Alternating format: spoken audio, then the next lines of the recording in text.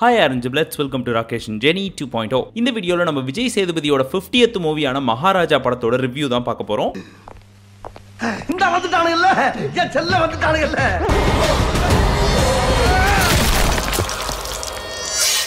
இந்த படத்தோட டைரக்டர் நித்திலன் சுவாமிநாதன். இவர் இதுக்கு முன்னாடி குரங்கு பொம்மை அப்படின்ற ஒரு அருமையான படத்தை டைரக்ட் பண்ண ஒரு டைரக்டர். அருமையான படமாச்சே.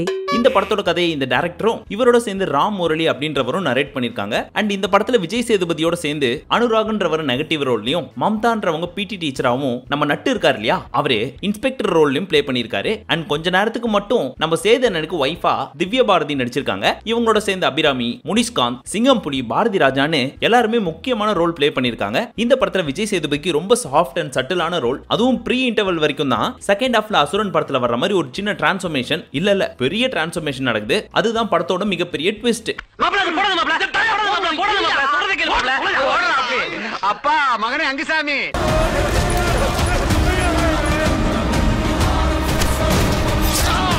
படத்தோட ஸ்டோரி என்னன்னு சொல்லவே முடியாது. ஏன்னா படத்தோட ஸ்டோரி எங்கேயோ ஸ்டார்ட் ஆகி எங்கெங்கயோ போகுது. நம்ம ட்ரெய்லர்ல பார்த்த வரைக்கும் லட்சுமி சார் அப்படின்னு சொல்லி ஒரு குப்பை தொட்டி காமிக்கிறாரு. அதை தேடி தான் கம்ப்ளைண்ட் பண்ண போறாரு. அதை தேடி தான் படம் ஃபுல்லா இருக்கும். அங்க என்ன ட்விஸ்ட் நடக்க போகுது, அந்த லட்சுமின்ற குப்பை தொட்டியை கண்டுபிடிச்சாரா இல்லையா அப்படின்றதுதான் படத்தோட கதை நம்பிட்டு போயிட்டு இருப்போம். ஆனா அங்கதான் டைரக்டரோட கைவண்ணம். 10 லட்சத்துல லஞ்சம் கொடுக்கறான்னா கோடியில ஏதோ பதுக்குறான்னு அர்த்தம்.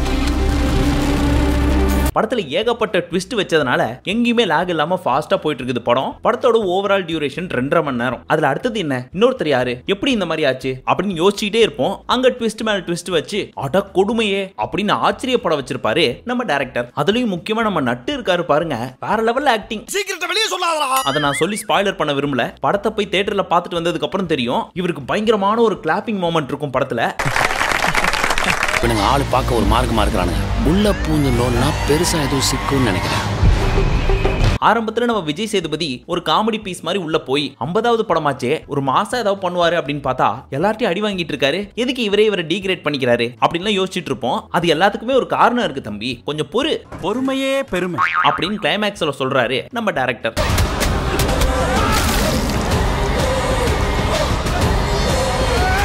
ஒரு சில மாசத்துக்கு முன்னாடி வரைக்கும் மலையாள சினிமா அப்படி, மலையாள சினிமா இப்படிலாம் பேசிட்டு இருந்தோம். ஆனா இப்போ ரீசெண்டா ரிலீஸ் ஆன எல்லா படமுமே நல்ல ஸ்டோரியோட ரிலீஸ் ஆகுது. 2 வாரத்துக்கு முன்னாடி ரிலீஸ் ஆன கருடனா இருக்கட்டும், அதுக்கு முன்னாடி வந்த பிடி சார், இப்போ இந்த படம், இது எல்லாமே தமிழ் சினிமால ரொம்ப முக்கியமான படங்களா இருக்கும். என்ன இவ்வளவு ஹைப் கொடுக்குற, அப்ப படம் ரொம்ப நல்லா இருக்கா அப்படின்னு கேட்டீங்கன்னா கண்டிப்பா நல்லா இருக்கு. தாராளமா தியேட்டர்ல போய் பார்க்கலாம். ஆனா யார் பார்க்கலாம் அப்படின்னு கேட்டீங்கன்னா படத்துல நிறைய இடத்துல வயலன்ஸ் இருக்கு. அதனால வயலன்ஸ் பிடிக்கிறவங்க தாராளமா போய் பார்க்கலாம். வயலன்ஸ் பிடிக்காதவங்களும் பார்க்கலாம். ஒரு சில சீன்களை கண்ணை மூடிக்கிட்டு உன் தலையை எடுத்த மாதிரி அவன் தலையை எடுக்கறா. இந்த படத்தை ஏகப்பட்ட ரிவ்யூவர்ஸ் பிரீமியர் ஷோவா முன்னாடியே பார்த்துட்டாங்க. அண்ட் ஒரு நாளைக்கு முன்னாடி ரிவ்யூ பண்ணியும் போட்டிருப்பாங்க. பட் நமக்கு இன்னைக்கு தான் சான்ஸ் கிடைச்சது, போய் பார்த்தோம் மக்களோட மக்களா சேர்ந்து. அதுல நிறைய கிளாப்பிங் மொமெண்ட்ஸ் எல்லாம் பாக்குறப்போ நம்ம மக்கள் எல்லாருக்குமே ரசனை இருக்கு. ஆனா தமிழ்ல இருக்க ஒரு சில டைரக்டர்ஸ் படம் எடுக்கணும்னு எடுக்கிறாங்க. ஆனா பல டைரக்டர்ஸ் எனக்கு ஒரே ஒரு சான்ஸ் கொடுங்க, என்னோட பெஸ்ட் கொடுக்குறேன் அப்படின்னு சொல்லி சான்ஸ் கிடைக்காம பின்னாடி வெயிட் பண்ணிட்டு இருக்காங்க. அதுல ஒரு முக்கியமான ஆள் தான் இந்த டைரக்டர். குரங்கு பொம்மை அப்படின்ற ஒரு படம் பண்ணி எனக்கு கிடைச்ச சின்ன சான்ஸை யூஸ் பண்ணிக்கிட்டேன் சார், எனக்கு ஒரே ஒரு பெரிய ஆப்பர்ச்சுனிட்டி கிடைச்சதுன்னா கண்டிப்பா அதை மிஸ் பண்ண மாட்டேன் அப்படின்னு சொல்லி விஜய் சேதுபதி வச்சு பெஸ்டா பண்ணிருக்காரு. அதுலயும் ஒரு சில படத்துல ட்விஸ்ட் எல்லாத்தையுமே ஓரளவுக்கு பிரெடிக்ட் பண்ற மாதிரிலாம் இருக்கும். ஆனா இந்த படத்துல கிளைமேக்ஸுக்கு முன்னாடி வரைக்கும் கொஞ்சம் கூட பிரெடிக்ட் பண்ண முடியல. ஃபர்ஸ்ட் ஹாஃபோட இன்டர்வல் வரைக்கும் ஒரு மாதிரி போயிட்டு இருக்கும். அதுக்கப்புறம் அதுல இருந்து ஒரு ஸ்டோரி கிரியேட் ஆகும், அதுக்கப்புறம் இன்னொரு ஸ்டோரி கிரியேட் ஆகும். கடைசியா எல்லாத்தையும் எடுத்துட்டு வந்து கிளைமேக்ஸ்ல கனெக்ட் பண்ணுவாரு. அதுதான் இந்த டைரக்டரோட குரங்கு பொம்மை ஆகட்டும் இல்ல இந்த மகாராஜாவாகட்டும், இது ரெண்டுக்குமே ஆன ஒற்றுமை. நீ இவ்வளவு டேலண்டட் ஆகுற. பணம் நகை எல்லாத்தையும் வேற இடத்துக்கு மாத்தி வச்சிருவான். ஃபாலோ பண்ணுவோம், சரியான நேரமா பார்த்து போடுறோம். படத்துல மம்தா மோகன் தாஸ் ஹீரோயின்லாம் கிடையாது. இல்ல படத்துல ஹீரோயினே கிடையாது. இவங்க சாதாரண ஒரு பிடி டீச்சரா மட்டும் வந்துட்டு இருக்காங்க. விஜய் சேதுபதியோட பொண்ணுக்கு ஒரு சப்போர்ட்டிங் ரோலா. அதே மாதிரி இவருக்கு வைஃபா திவ்ய பாரதி ஒரு 5 நிமிஷம் வராங்க. அதுக்கு மேல படத்துல ஹீரோயின்லாம் யாரும் கிடையாது. நம்மால் தான் ஹீரோ, ஹீரோயின், காமெடியன் எல்லாமே.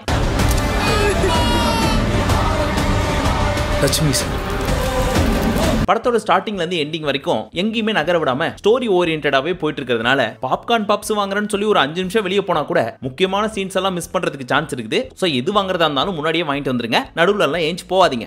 Okay okay. படத்துல பாட்டு எல்லாம் எதுவும் பெருசா கிடையாது. அப்படி ஒரு சில சாங்ஸ் எல்லாம் வந்தாலும் படத்தோட படமா போயிட்டு இருக்கும். சோ அங்கேயும் ஒரு கதை இருக்கும். செகண்ட் ஹாஃப் பொறுத்த வரைக்கும் அடப்பாவி நீயும் இல்லனா அப்படின்னு ஆச்சரியப்படுற அளவுக்கு ட்விஸ்ட் வச்சிருப்பாரு. ஆனா கிளைமேக்ஸ்ல தான் ஒரு மாதிரி தாக்கத்தை உருவாக்கி இருப்பாரு டைரக்டர். இது வரைக்கும் ஹீரோஸை பார்த்து தான் பரிதாபப்பட்டிருப்போம். ஆனா இந்த படத்துல மட்டும் வில்லனை பார்த்து பரிதாபப்படுற அளவுக்கு ஒரு முக்கியமான கிளைமேக்ஸ்.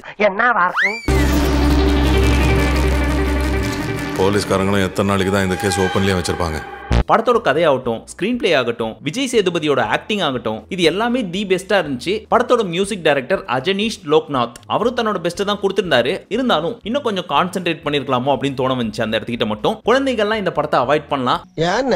ஏன்னா ஏற்கனவே சொன்ன மாதிரி நிறைய வயலன்ஸ் இருக்கு. அதெல்லாம் அவங்க பார்த்தாங்கன்னா ரொம்ப பாதிக்கப்படுவாங்க. ரொம்ப நாளைக்கு அப்புறம் நம்ம விஜய் சேதுபதி நல்ல கதையை சூஸ் பண்ணி சோலோவா நான் மட்டுமே நடிக்கிறேன் அப்படின்னு சொல்லி நடிச்சிருக்காரு. அதுவும் தி பெஸ்டா வந்திருக்குது. நிறைய ஃபிளாப்ஸ்க்கு அப்புறம் சமீபத்துல நிறைய படத்துல செகண்ட் ஹீரோவா நடிச்சிருந்தாரு. விக்ரம், ஜவான்ல வில்லன் அண்ட் ஒரு சில படத்துல கேமியோ ரோல்ஸ் இப்படிலாம். இதுக்கப்புறம் இந்த மாதிரியான ரோல்லாம் சூஸ் பண்ணி நடித்தால் ஹீரோ மட்டுமே அப்படின்னு சொல்லி நடிச்சாருன்னா இன்னும் கொஞ்சம் பெட்டரா இருக்கும். முடிச்சிடலாமா?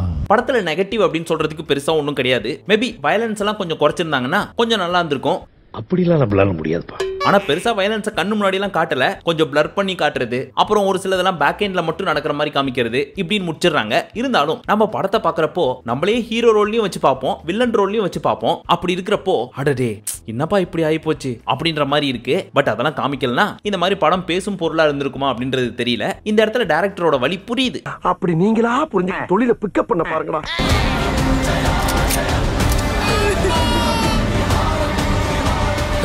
ஆனா இந்த படத்தோட ஸ்டோரியை பொறுத்த வரைக்கும் புதுசா ஏதாவது பண்ணிருக்காங்களா அப்படின்னு கேட்டீங்கன்னா எதுவும் கிடையாது. ஆனா சாதாரண ஒரு ஸ்டோரியை புதுசா பண்ணிருக்காங்க அப்படின்னு வேணா சொல்லலாம். இல்ல புரியல. அதாவது ஒரு சிம்பிளான ஸ்டோரியே டிஃபரெண்டா நரேட் பண்ணி ஸ்கிரீன் பிளேல வித்தே காமிச்சாங்கன்னு வச்சுங்களேன், பாக்குற ஆடியன்ஸ்க்கே குழம்பி போயிடும். இந்த மாதிரி ஏற்கனவே ஒரு கதை வந்திருக்கு, ஆனா இந்த படம் புதுசா இருக்கே அப்படின்னு. இந்த மாதிரி நிகழ்ச்சி இதுக்கு முன்னாடி நிறைய நடந்திருக்குது.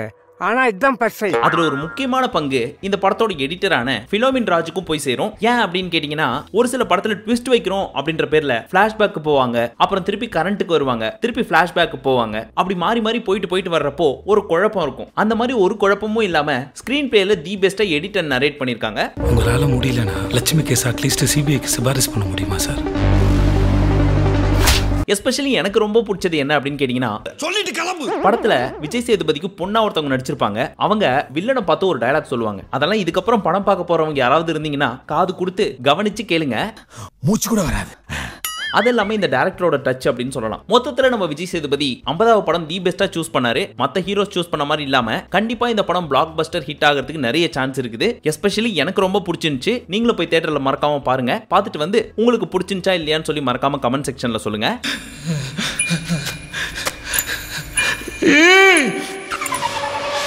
சோ இந்த வீடியோ க்ளோஸ் பண்ண போறதுக்கு முன்னாடி ஒன்னு மட்டும் சொல்லிட்டு க்ளோஸ் பண்ணிக்கிறேன். ஒன்ஸ் அப்பான டைம் நானும் என் ஃப்ரெண்ட்ஸும் பாண்டிக்கு போயிருந்தோம். பாய்ஸ் படத்துல குமார் அப்படின்ற கேரக்டர்ல ஒருத்தர் நடிச்சிருப்பார் தெரியுமா, அவர் பேர் மணிகண்டன். அவரை மீட் பண்ணோம். அவர் பயங்கர போதையில இருந்தாரு.